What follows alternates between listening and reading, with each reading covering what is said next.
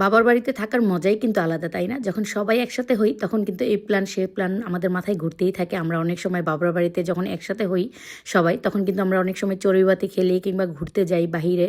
তো যাই হোক, এবার বারবিকিউর ডিসিশন নিই যে যেহেতু 31st ডেতে আমরা সবাই একসাথে হয়েছিলাম, তো সেক্ষেত্রে আমরা বলছিলাম যে আমরা যদি বারবিকিউ করি সব বাচ্চাদেরকে নিয়ে খুব মজাই হবে। তো এখানে কিন্তু আমরা ম্যারিনেট করে নিচ্ছিলাম চিকেনটাকে খুব ভালোভাবে 4-5 ঘন্টা আগে। কাটাকুটির থেকে সব কিছু ম্যারিনেট করা সব কিছু কিন্তু আমার ভাইয়ের বউ করেছে। তো যাই হোক, এখানে ভাইয়াও কয়লা ধরিয়ে নিয়েছিল। এগুলো আসলে আমি পারি না, এগুলো ভাইয়াই করে। যখনই আমরা এরকম ছোটোখাটো আয়োজন করি তখন ভাইয়া আমাদেরকে অনেক হেল্প করে। তো যাই হোক, আমি শুধুমাত্র ম্যানেজমেন্টের দায়িত্বে থাকি আর কি। তো এখানে ভাইয়া কিন্তু চিকেনগুলো খুব সুন্দর করে দিয়ে কিন্তু এখানে বারবিকিউগুলো রেডি করে নিচ্ছিল। আর এখানে দেখতেই পাচ্ছেন বারবিকিউর কালারটা যা এসেছে না।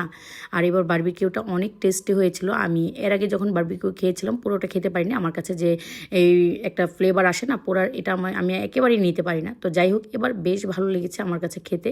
আমি এবার পুরোটাই খেয়েছিলাম, অনেক বেশি মজা হয়েছিল। তো যাই হোক, এখানে তো এই যে বাচ্চারা একটু আনন্দ করছিল। আমরা সবসময় ট্রাই করি যখনই বাবার বাড়িতে ছুটিতে যাই না কেন সবাই একসাথে যাওয়ার, তাহলে কি হয় অনেক মজা হয়, অনেক আনন্দ করতে পারি। তখন বাইরে ঘুরতে যেতে পারি কিংবা বাসায় আমরা চড়ুইবাতি খেলি সবাই মিলে। আসলে মোট কথা যখন বিকেলে একটু গল্প করতে বসি তখনও অনেক ভালো লাগে। মানে সময়ই পাই না ধরতে গেলে, বাবার বাড়িতে যে কোনো কাজ করি না কিন্তু তাও কোনো সময় পাই না। সবাই মিলে একসাথে গল্প করি, আড্ডা দেই, একসাথে নাস্তা করি, একসাথে খাওয়া দাওয়া করি, খুবই ভালো লাগে। তো যাই হোক, এখানে কিন্তু বারবিকিউগুলো প্রায় শেষের দিকে। এখন আমরা এগুলো নামিয়ে কিন্তু গরম গরম করে পরিবেশন করে নিব।